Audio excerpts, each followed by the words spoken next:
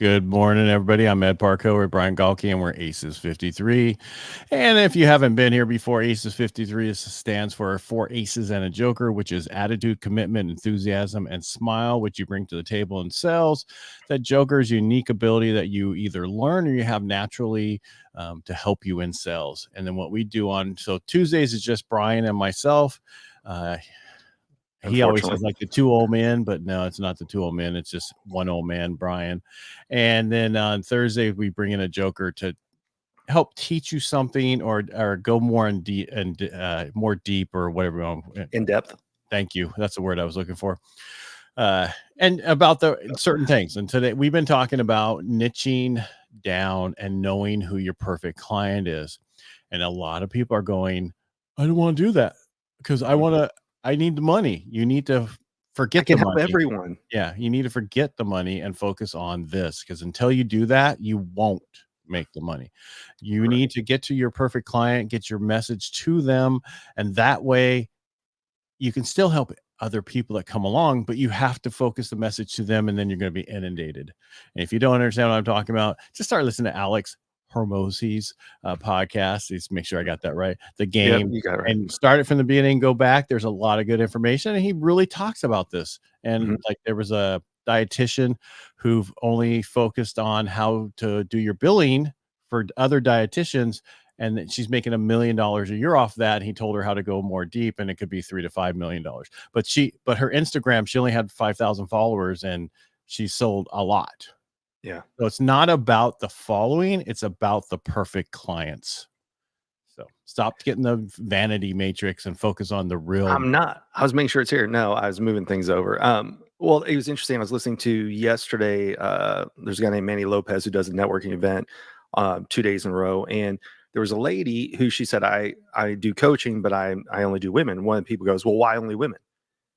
And she's like, well, that's my audience. And if I do retreats and I'm going to have people in the house, I just feel more comfortable that way. But I think a lot of people are afraid of niching down for offending someone. But you're also not helping people if you're trying to help everyone. Well, I'm sorry, but my perfect client is women. That's pretty freaking vague. Well, that is not niching down women in what? Women who do what? That is niching down women in cybersecurity is niching it down. Right. Will we have somebody kind of in that field today?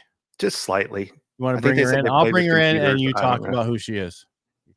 Like on the good way or a bad way? I don't care. Bad way. Okay, bad way. Hi, Mary. Hello. But and and that's what I'm tired of people saying I niche down to I only deal with men. Right. That's not niching it down. That's half the population, or it's probably less than half. There's probably more women, but that's not niching it down. That's somewhat niching it, but you got to fully go deep and narrow and really get there. That's your audience. You'll get more from them and just move forward. Anyway, Mary, who's your audience? Oh gosh. Honestly, we've gone through a lot of iterations from beginning to now, and we now not industry, but it's more style, which is geographically free companies, meaning they're software based, they are remote, they can work from anywhere, or everything's in the cloud. So it's a different environment. So is that like, yeah, we do cybersecurity for doctors that need compliance. It's a little bit broader, but it actually is more exclusive because a lot of companies are still operating on legacy programming and like antique ways of handling technology. And I want people who are more forward thinking, who are thinking, where am I going to be in 5-10 years? And how am I going to be able to grow and scale with that? So that's where we're at. Did you get that knife in the back? The antique way of doing stuff. Mm-hmm. Yes. Boomers. Oh, yes. Antique. Is my AOL working just fine? Yes, but it's like seriously. Last week I was at I was speaking on cybersecurity to a bunch of auto dealers, and I was talking about the CDK hack, right, and CrowdStrike. These are two. The whole freaking world felt the CrowdStrike. The update that broke the world. Like they felt that. So I'm talking to them and one guy was like, oh no, we do everything on paper. So it didn't affect us. I was like, excuse me? Like you're in 2024 and you are still operating on literally like paper slips. I was like, well, you'll never have to worry about being hacked. That's you right. know? Yeah, that's why a But lot it's of not going to the scale. that's why a lot of, I guess, the kingpins these days, those people doing bad, they keep it all paper. They don't want to All have it paper, anywhere. So Right. there's no tracking. no trail. That's right. But we didn't get into your background. I'm sorry, I jumped right into it. Brian didn't even introduce you. I apologize, Mary. Ed, sometimes now I know how you feel when I talk all the time. Well, there's a difference, I've been going for hours. So. That's true. Yeah, no. So I met I don't Mary. get up at noon. Well, hey, I met Mary the same way I met you, and that was through a speakeasy event. She was here at the one in Dallas. And what's really interesting about it is, like I said, I come from an IT background. So IT can be so generic where you start with smaller companies because that's how you get business. But then as you grow, that's when you have to start making those decisions. Who is my ideal client? Who do I need to release and give to someone else? And that's when I met you, almost 2 years ago now, Mary, I think, coming up on it. That was one of the things is not only were you in transition for the company itself, but also for you as a brand. So when I met you, you had just come up with Mad Mary. And that's how we kind of talked about what is Mad Mary. So how do you want to explain who Mad Mary is? And then we'll go into it a little bit more. Well, can I go a little bit before we get into that? Can I just say one thing about what you're talking about? As a company ages, you finally it takes a while to find that perfect client. It doesn't happen overnight. It's like branding. It's like branding's so important. Well, branding doesn't happen overnight. You build it, and you find out who you really are, and you got to find out who your client is. Who do you want to work with? You have to find that, and most people don't ask those questions. They don't have a sales plan. They don't have anything, and so until you figure that out, you're just behind the 8 ball. Now, please answer the statement. Mad Mary. I was like, okay, where were we? I'm totally on business. I was like, we're going there. We do talk a lot about branding, so that's why Mad Mary is important. I'm sorry, Bloody Mary? Yes, yeah, Bloody Mary. Yeah. Sometimes that's how people feel. Like when I was done with my talk, I told them all, I was like, look, you can hate me. I'll give you a free 10 minutes of therapy session because, you hate what I'm talking about and you feel like this big because nobody knows what they're doing with cybersecurity. And they all just laugh because that makes you feel like Bloody Mary, who was like chopping everybody down, right? Back in the day. So I think he was going for the drink, but okay. Yeah. Yes. Well, history. I always go to history. I'm like, that's where my mind is. But Mad Mary really came about. It's honestly an alter ego for me. It's what helps me be able to step into my passion and not apologize for not compromising with IT and cybersecurity. Because in my industry, when I first, I was in the background for years and years and years doing the typical wife thing, helping with finances, making sure, payroll was done, And then, there's moments, I think Dr. Phil talked about it. There's like 7 people or 10 defining moments, 7 people, 5, he goes down this list to where it niches down of what makes you who you are. This is one of those moments in my life where my husband came back. We'd gone to a conference. It's the first time I'd been away from my babies. We went there, we get back and he has 5 huge binders and he drops them on my desk and goes, learn this. And I was like, okay, got it. Well, it was backup, disaster and recovery. It was cybersecurity. It was some other stuff that we'd never dealt with. And I became I was like, backup? Nobody's telling anybody about this stuff. So short of the long is being in the industry, going to conferences, talking to people, they're on legacy programming. These guys are like, I've been in the industry for 30 years. It's like, we take care of credit unions and banks and we only secure the C-suite. And I was like, I'm a little new to this game, but I feel like with cybersecurity, you kind of have to secure everybody. And they're like, no, that's not how it works. And I was like, really? It's not how it works. Like the controller or the receptionist or a bank teller, they're not susceptible to getting a phishing email, which could lead to spear phishing or whale phishing to the CEO or the CFO. I was like, funny. I just really thought that you have to lock all the doors in the house, right? Not just the front door.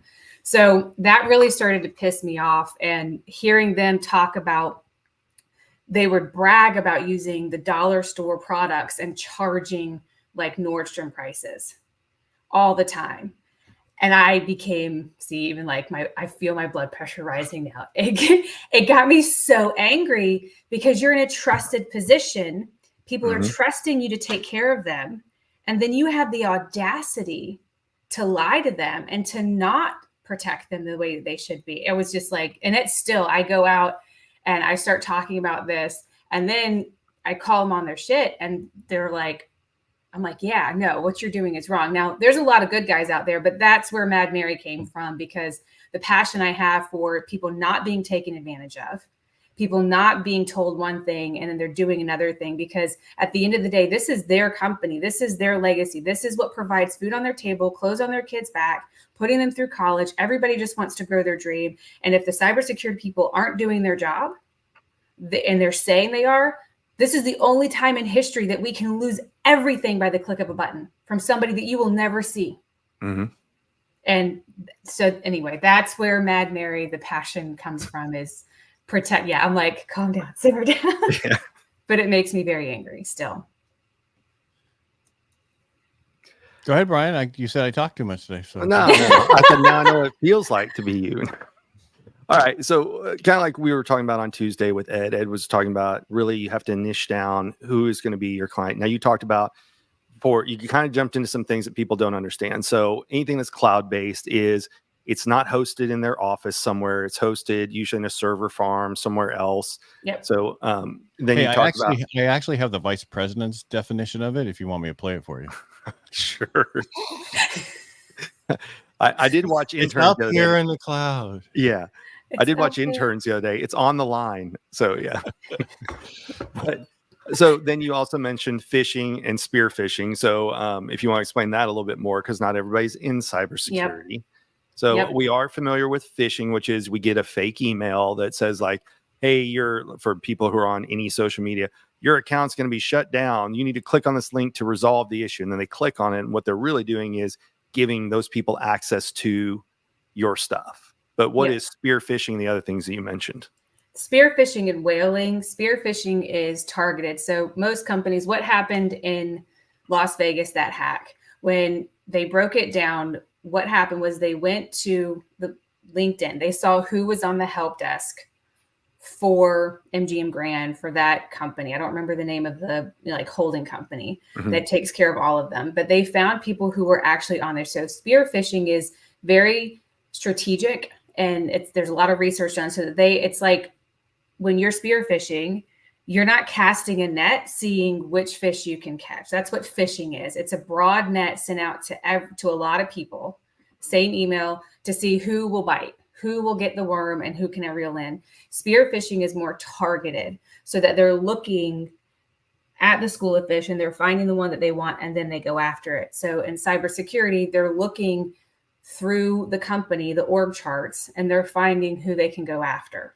So they went after a help desk. They found the individual. They called the phone company, like I think it was Verizon or T-Mobile, and they did a whole basically social engineering, pretended that they were that person, got the SIM card switched, got into that phone to get access, and then was able to have the multi-factor authentication. So from there, then they were able to go through the organization, and they went to the CEO. He had admin rights to the domain, which that means admin rights to like your email, your URL, to the domain that hosts everything. He should have never had that. The CEO should have never had admin rights. And that's what brought down the company. So the hackers are very smart. They find how they can get in, get access, and they're going to find the CEO. So spear phishing is just targeted for who in the organization can they get access to and more likely take down, use that as a pawn. Whereas whaling is they're going to go after the CEO, they're going to go after the CFO, they're going to go after the C-suite. And typically with that, you're looking at emails, and I've seen them, and it's scary as hell because they will give you your kid. It's usually about personal information, not banking. It's your kid, like, hey, this is, the teacher, Jane Snow, at this private school or whatever school. And Johnny got into an accident today. He hurt himself. And so we're going to need to go ahead and get the information. So they'll do whatever it is, but they will totally play on the emotions. And whaling is going after the whales, right? The big guys, because that's the biggest leverage that they can get. So they'll bypass spear phishing. They'll bypass the little people. They'll go straight for the head honcho so that they can get access to the entire organization or the network, just like the MGM Grand, the CEO having admin rights, because CEOs hate to not have admin rights for whatever reason. They hate it. And so they'll hold on to it. And then that will wreak havoc. So that's what that is. Hopefully that explains it pretty It well. did. And Mary, It thanks does. for all that. But we're here to talk about niching. Sorry. No, because Brian's probably what's spearfishing? I've never been spearfishing. It's good I'm for in people to know. Texas, Yeah. and don't you go spearfishing off the coast a lot there? A lot of people do right off the rigs. I live in Yep. Texas, so no. Yeah. In Texas, out on the coast there, they do. Yeah. I know Somewhat. people who do it. That's where they go. Yeah. You don't want to do it But here in California because it's too dark. You can't see the fish, and they I all thought have because too many people like stop hurting the fish. You can't they hurt have the extra fish. eyes. Don't and eat the fish. Yeah. Yeah. Too much mercury levels. Tofu. Tofu's all you need. Yeah. All right. So back to Ed's question. Go ahead. Mary, how did you niche down to where you are? I mean, you started the company. I assume you probably were abroad. You didn't always have the perfect niche. And I mean, you're abroad. I that was not what I didn't. No, I get it. I mean, we've been in business 20 years now. And so when we started, it was very broad. It was anybody who had a computer, right? Residential, had a virus. So through the years, in the last 5 years, it's become very evident. Like we have 5 verticals that we do really well with, which is nonprofit, legal, financial, manufacturing, and health.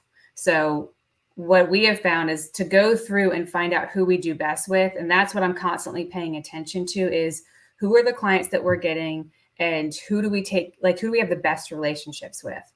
Who are the happiest people? And as we've gone through this, is like, yes, those are the industries, but the best ones. And in the last 2 years, I was like, the best ones are the ones that are geographically free. Like they're remote. Like they have people all over the United States, all over the world. It doesn't matter.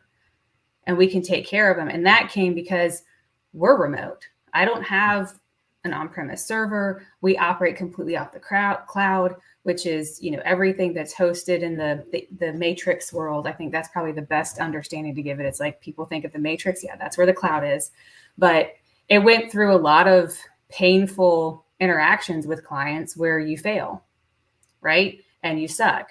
And it's paying attention to where are you failing and then where are you succeeding at. So I created a scorecard now so that when we go to meet with people, not only is it about what industry they're in or what platform they're in, it's who they are, how do they react to partnership versus transaction, how do they feel about the value and the money. Like if in the conversations I start hearing comments about like, I don't want to spend money, I don't want to spend money, I don't want to spend money, it's too expensive, I'm like, no, this is not the right relationship.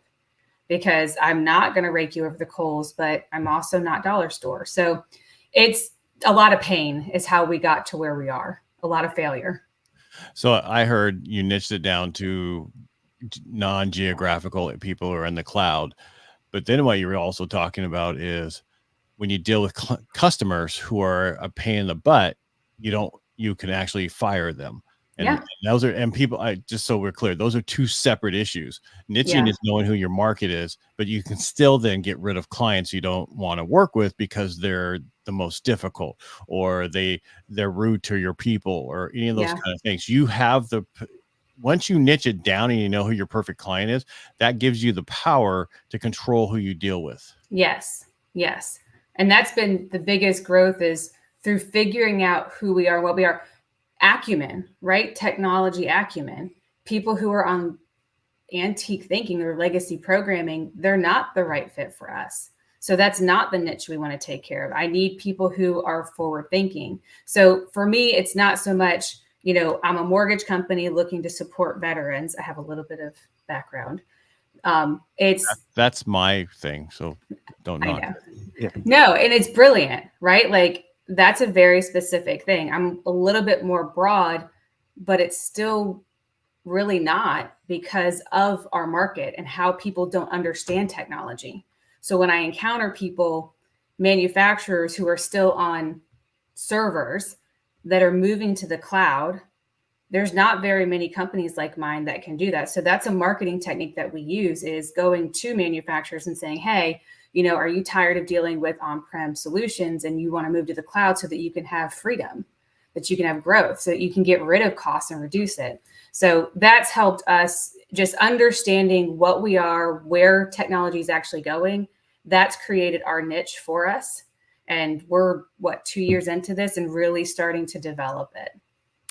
There's a question that came in on Instagram. It said, so is there an extent to which niching down can become detrimental to your business? Have you guys experienced that yet?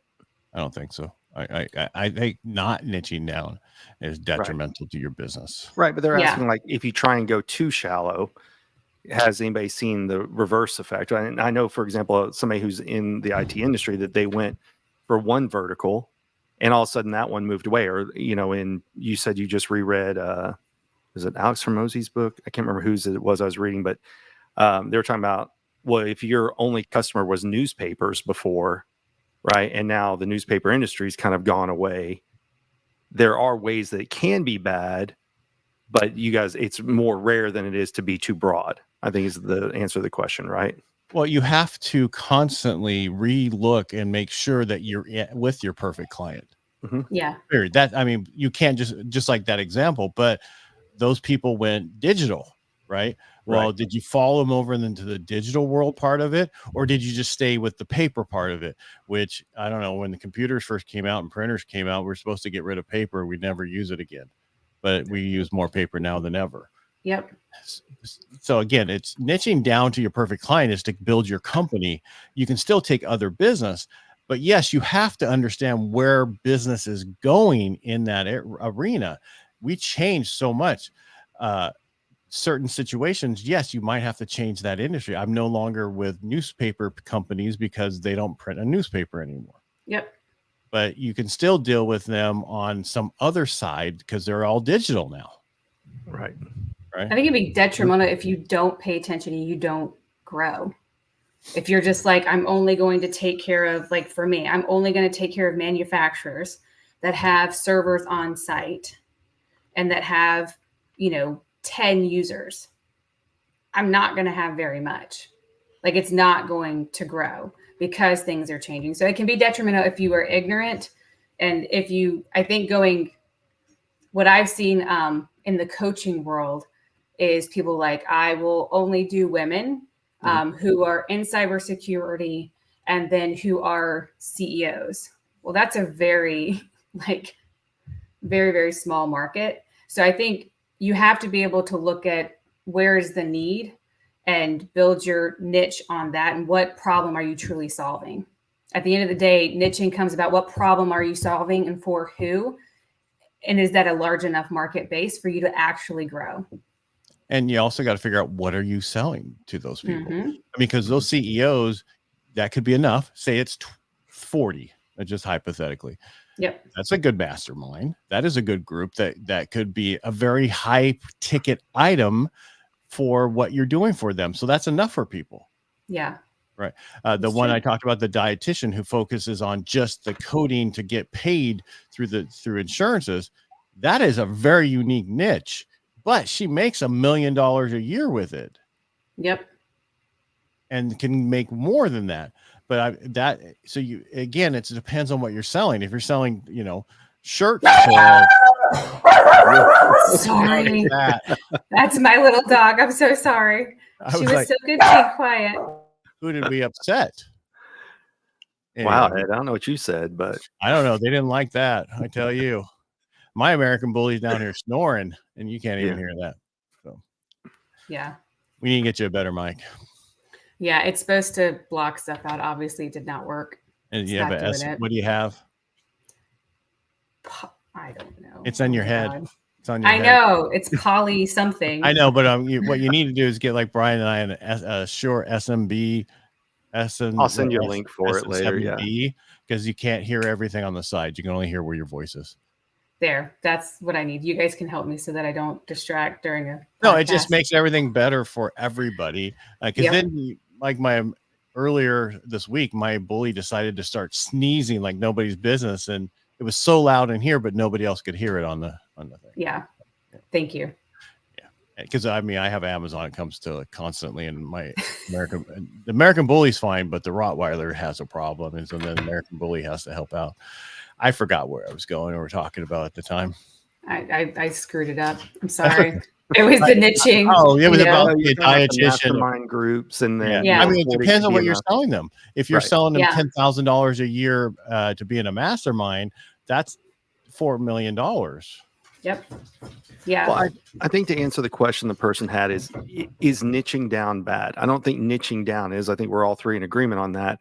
What's bad is when you get one large customer and you think, oh, now I'm all set. And Yeah, so not- many companies, I know it's not niching down, but people confuse the two, right? They think, oh, I have my ideal client. But the key word there is client, not clients, Right, you which have to have is ideal clients. exactly. The S is the important part, because I have several friends who own businesses who they had that one big customer and they were chasing other ones, but they kind of got lazy about chasing because that one customer was bringing in a lot of money. And then that new customer got a new CEO, new CTO, new Yep. CFO, you name it. And they go in a different direction. Now these people are screwed because they only had that one big client Yep. and they stopped chasing new business. But Yep. that's not what we're talking about. We're not saying niche down to one customer. We're saying know who your perfect client is and get many of them. Agreed. Yeah. It's just the market you're focusing on. Mhm. And it Yep. has to do with you. Why do you want to help that market? Why do you want to do that? You need to find out who your perfect client is that you want to work with, period. And it doesn't happen overnight. It takes time. But Yep. people are afraid to do it because they're afraid that they're going to lose money.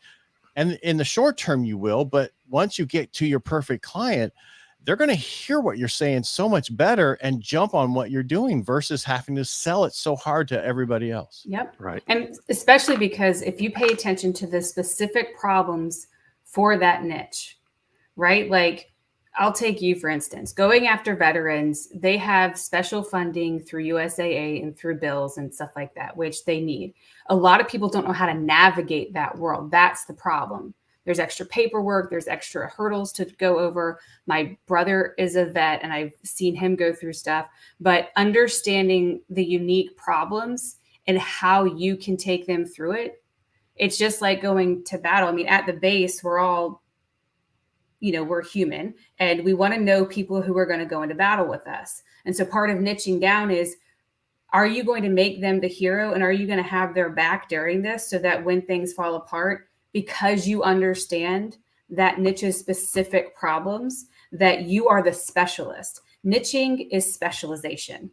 It's just like, are you going to be a general doctor or are you going to be a neurosurgeon? And a neurosurgeon for children or elderly people or, everybody, like it's going through that process to figure out. And I think what you said, Ed, was key. It's what are you like? Why are you doing it?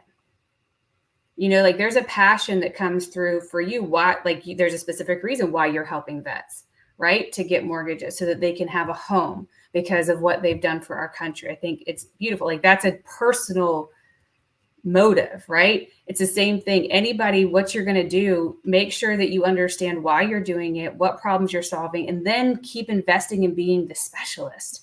I think that's what, Brian's saying, people get complacent. That's when you get your belly full. But in order to be the specialist, because then you're the expert, you're the one. And if you're doing the right things, people will seek you out instead of you having to go because you're the specialist. And it took me a while because when I was in San Diego, it was easy. I mean, you did because there were so many. When I moved to Northern California, there's a lot less. But me focusing on them a lot more in the last few months has brought more of them to me from all the other people who are sending them to me because they know that I can do it really well. I can do a VA loan in 9 days, which is unheard of. And so people hear that because I focus on it versus, okay, well, I can also do business owners. I can also do, reverse mortgages. I can do everybody else who first time. I can do all that, but that's not niching down. That's just being to everybody. But if you have one group that you help, you can really help them.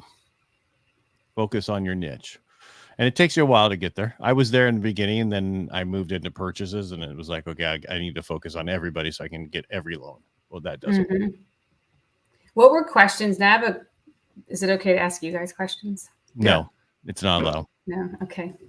Just sit here. No, there's I think people need questions like, how do you find your niche? What are questions or exercises you can go through or that you went through, Ed, that helped you figure out, oh, wow, this is something I can do.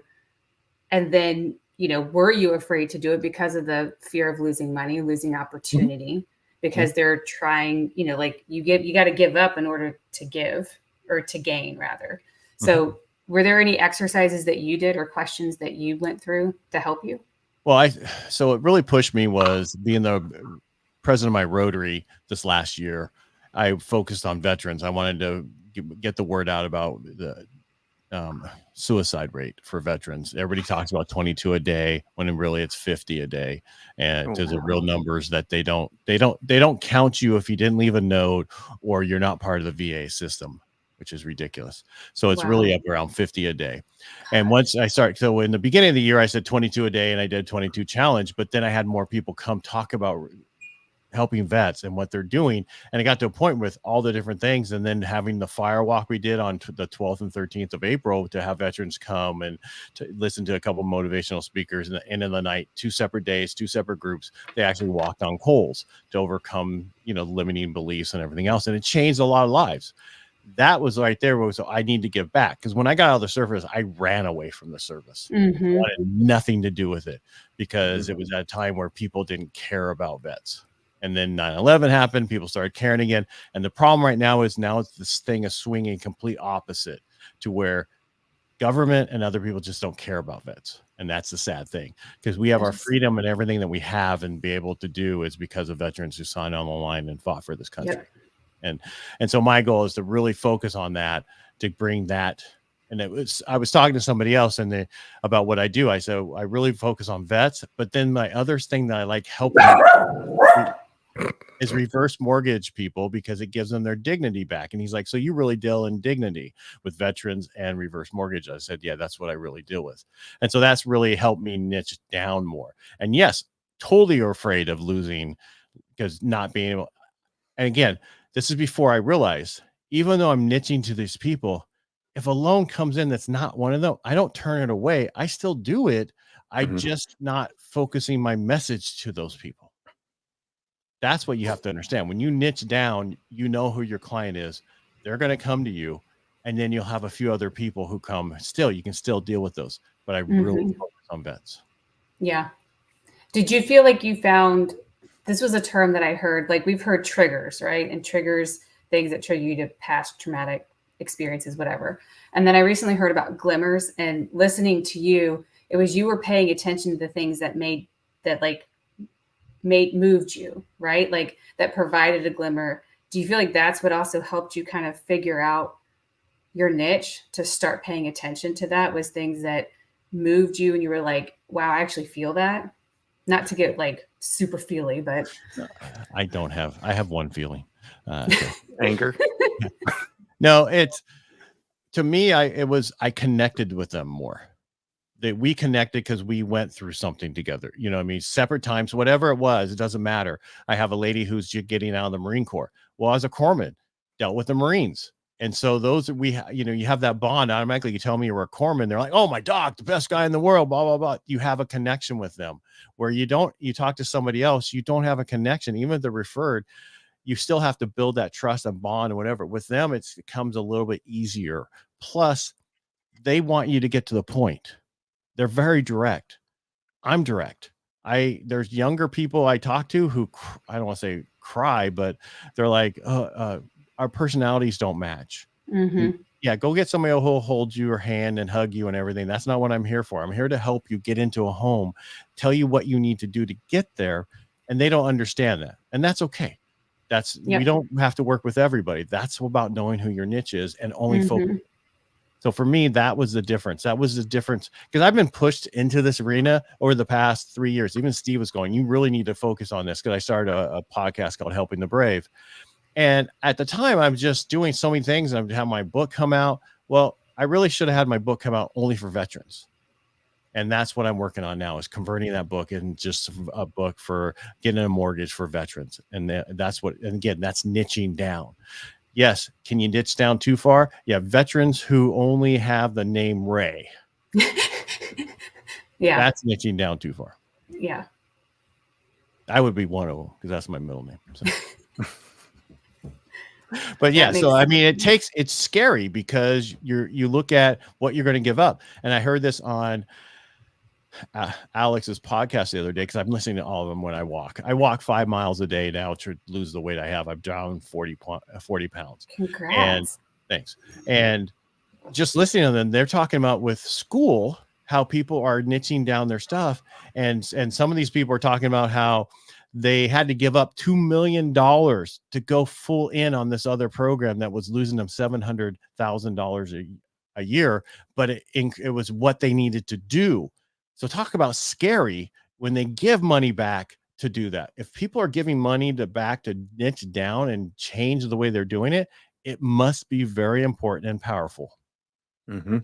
So if you're not listening to anything else I said today, go listen to the game. Yeah. It's really good. Not the book, Alex Hormozy's podcast. No, his podcast. And again, it's not all going to relate to you, but he does have a lot of good ideas and good things about business. Yeah. And you know, he's got 723 episodes because he started the thing just telling his journey, right? Documenting his journey. Like he says Amazon should have done and some of those other companies should have done, but he did it, and it's really powerful. So I was listening to him. Yeah. Go ahead. No, ladies first. Thank you. I was listening to him this morning. That's okay, Brian. I was trying to be polite, so I didn't say it to you.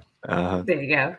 I was listening to him this morning, and last week I saw this quote, and I actually took it off of Instagram, like took a screenshot and then made it. And like listening, it's so basic, the stuff that he talks about. And I think it's important. And distraction is another element to not niching down. Is you allow yourself to get distracted by stuff. And he was talking the biggest risk to your future isn't your competition. It's the distractions you insist on keeping in your life rather than doing the things that you know you should be doing. And I was like, dang. So part of niching down is, are you willing to not be distracted and be disciplined to go after it? And the shared experiences, like that's another thing that I think about with Alex is like what makes him so powerful is he's going after entrepreneurs, right? He's like, this is the journey. He's built that relationship and that connection of a shared experience to help you navigate through it and to be successful instead of these other people who like to coach who have never been through it truly. And they're giving you all of this advice. So that's, I don't know, just thank you for mentioning Alex, because I think he's a true hero for entrepreneurs in our generation. Well, he also talks about the lady in the red dress, which won't affect you, Mary, but for the rest of us, the lady that's that distraction. Yep. That's that shiny in the red, you know, that kind of stuff. And that's what he talks about. That's stop focusing on a lady in the red dress. It might be an Asian woman this time or whatever, you know, go through the whole thing. It doesn't matter what it is. Just stop focusing on that and focus. What I did have done differently for myself, which has helped out a lot since I started listening to that in the last few weeks, is I get up about 4 o'clock in the morning. I used to maybe work, I don't say maybe, but I get ready for my morning show at 8:30 and I just look at everything. Well, I stopped doing that. I focused on work in the first 4 hours. And then I go into the morning show. It's technically a radio show. And then after that, I do some other stuff, but then I can focus on what I need to do for the next 3 hours that has nothing to do with work, but I get that done in the beginning.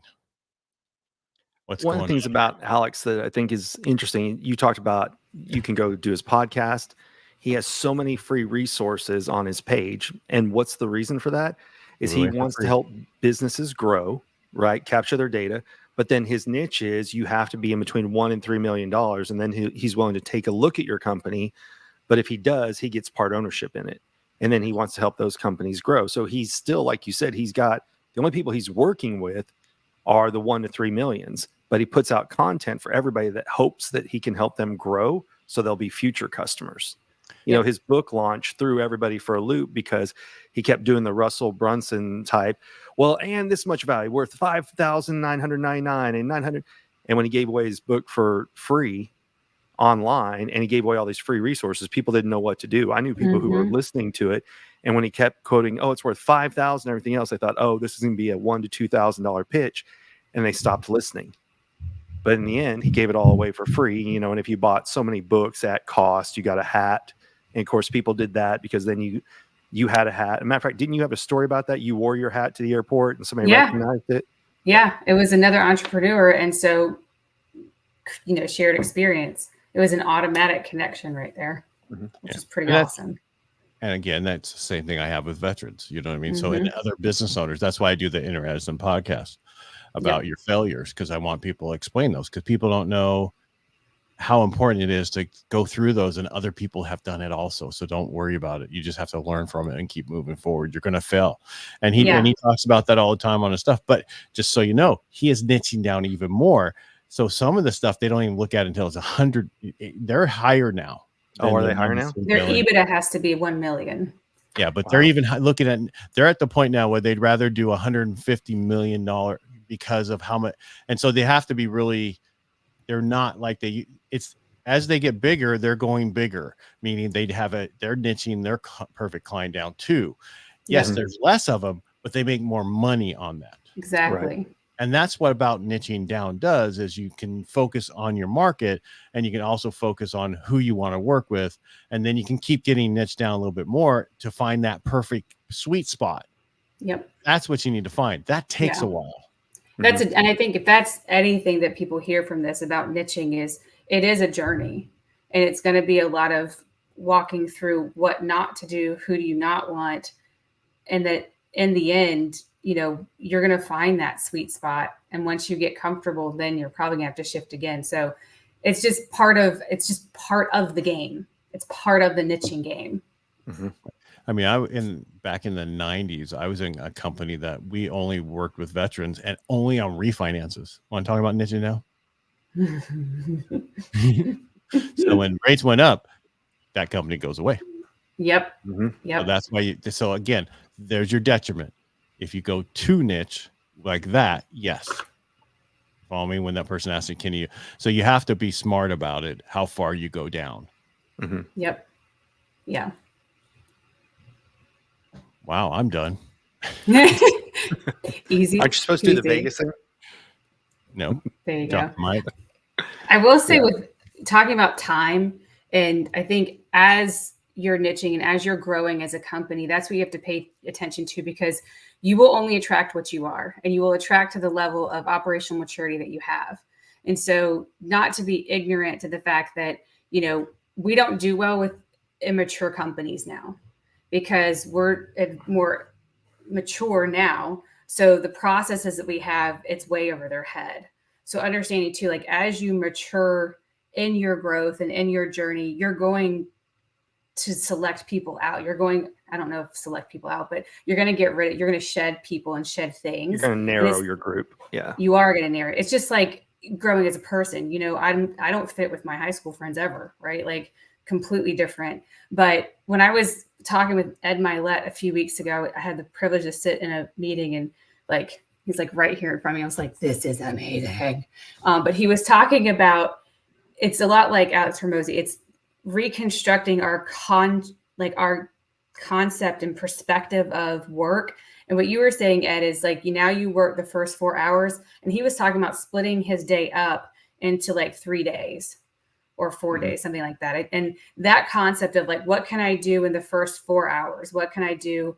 It's breaking your day up so that if I work this 4 hours, then I can do personal stuff this time, and then I can do more stuff here. And then I have the evening. So really being able to construct your day to be more productive, that goes back to the discipline and not being distracted, so that you can find your niche, so that you can specialize, so that you can really serve those people and continue to elevate and grow your company and grow your market.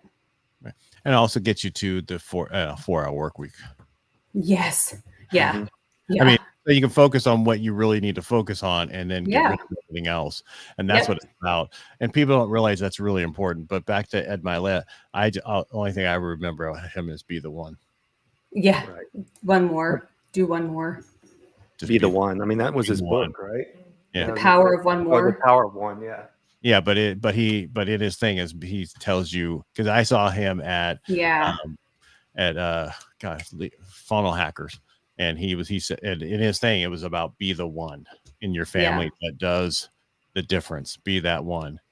So that's what moved me. If it's not getting too off topic, like when I was listening to him, he was talking about like, we all have these dreams, right? Like we have these lavish desires, goals that we want to achieve. And he was talking about, be that one in your family, because you don't know, you're not building it for you, you're building it for someone else. And so he was giving the example, which just blew me away, because sometimes I feel completely selfish for wanting nice things, right? Wanting more, because I'm like, really, I should just be grateful for having groceries and a roof over my head and clothes on my kids' back. But I want to keep pushing to do more. And he was talking about how he bought an island and he was going to put a golf course on it. It was going to be this huge retreat place and huge party place. And then he had the guy that was the ferry captain was talking about how he helps to lead retreats for veterans with PTSD. And so then finally that guy just mentioned in passing, he was like, and he's like, your island would honestly be the perfect place to do that. And so he was like, let's do it. Let's have it. And so he hosted it, had them there, and it's a whole weekend. They go hunting. And he's like, but all these men came and nobody was talking.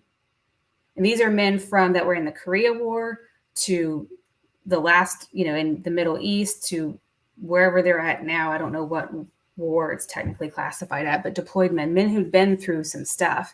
And he's like, there was probably about 15 men there and none of them would speak, not one.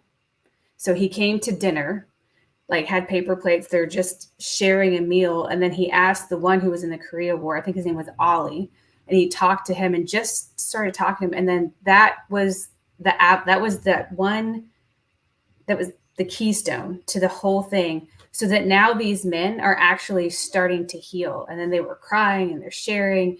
And now his island, he hosts these regularly.